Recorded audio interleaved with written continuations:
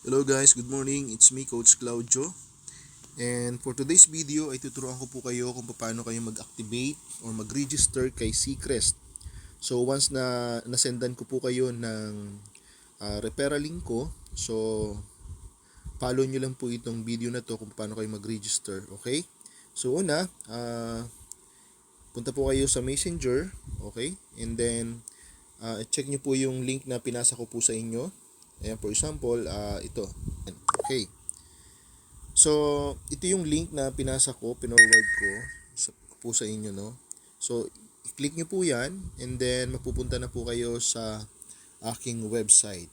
So, kung gusto nyo pong panoorin itong kung paano mag-activate, dito po yan, okay? Una, may makikita po kayo dyan na secure your position. Mapupunta po kayo dito sa basic information. So, ang gagawin nyo lang po dyan ay pipilapan nyo po ito yung first name, last name, contact number, and then itong login information. Ibig sabihin, yung login information po, yung email nyo, ito po yung magiging username nyo dito kay Seacrest. Kaya dapat yung email na ilalagay nyo po dito ay active.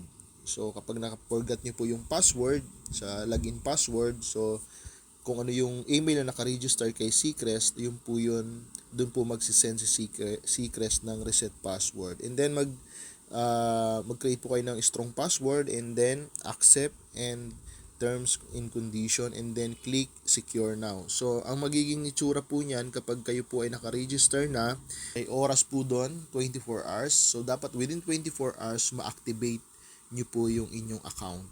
Okay? So, may tutorial naman po ako, separate tutorial, yung step by step paano mag-activate. So, okay? Ito lang po ay yung paano mag-register. So, ganyan lang po kasimple.